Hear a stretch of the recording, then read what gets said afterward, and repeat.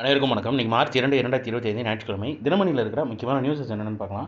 Headlines வந்து கொஞ்சம் பேஜஸ்க்கு political and general newses தான். இன்றைக்கி ஞாயிற்றுக்கிழமை, அதனால் திருக்குறளும் கிடையாது. ஸோ டேரெக்டாக இம்பார்ட்டன்ட் நியூஸ்க்குள்ளே போயிடலாம். ரூபாய் 6471 கோடி மதிப்பிலான 2000 ரூபாய் நோட்டுகள் திரும்பவில்லைன்னு ரிசர்வ் வங்கி தெரிவிச்சிருக்காங்க. கடந்த 2023ஆம் ஆண்டு மார்ச் 19ஆம் தேதி 2000 ரூபாய் நோட்டுகளை திரும்ப பெறுவதாக ரிசர்வ் வங்கி அறிவித்தது.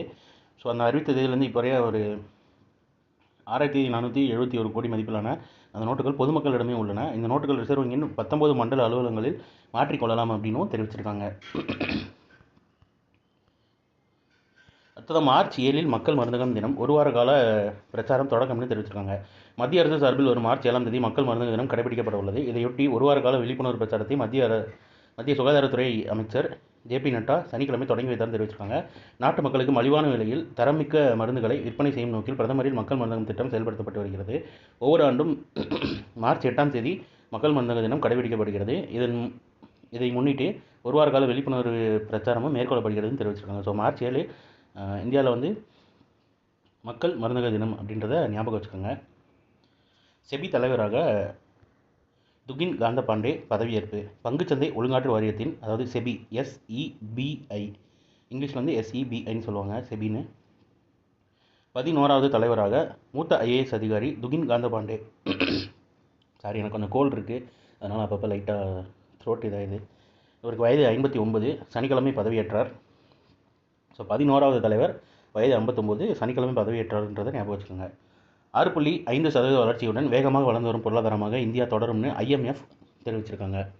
2025 to 26 ஆறாம் நிதியாண்டில் 6.5% வளர்ச்சியுடன் உலகின் மிக வேகமாக வளரும் பொருளாதாரமாக இந்தியா தொடரும் என சர்வதேச நிதியம் IMF தெரிவித்துள்ளது. அப்புறம் 2024 to 25 மற்றும் 25 to 26 ஆகிய நிதியாண்டுகளில் நாட்டின் உண்மையான மொத்த உள்நாட்டு உற்பத்தி, அதாவது GDPன்னு சொல்லுவாங்க, கிராஸ் டொமஸ்டிக் ப்ராடக்ட்னு சொல்லுவாங்க இங்கிலீஷில், 6.5% வளர்ச்சியடையும் என எதிர்பார்க்கப்படுகிறது. எனவே உலகின் வேகமாக வளரும் பொருளாதாரமாக இந்தியா தொடரும். 2047 வளர்ச்சியடைந்த நாடாக உருவெடுக்க இந்தியா நிர்ணயித்துள்ள இலக்கை அடைய நிலையான பொருளாதார சூழல் ஒரு நல்வாய்ப்பாக அமையும்னு தெரிவிச்சிருக்காங்க IMF. அடுத்ததாக கம்பு ஊன்றி தாண்டுதல் டியூப்லான்டிஸ் அப்படின்றவர் மீண்டும் உலக சாதனை புரிஞ்சிருக்காரு. ஸ்வீடனை சேர்ந்த கம்பு ஊன்றி தாண்டுதல் வீரர் அர்மாண்ட் காஸ்டாவ் டியூப்லான்டிஸ் சனிக்கிழமை புதிய உலக சாதனை புரிந்தார். பிரான்சில் நடைபெற்ற ஆல்ஸ்டார் பெர்ஷே போட்டியில் அவர் 6.27 மீட்டரை தாண்டிய புதிய சாதனை படைத்துள்ளார்.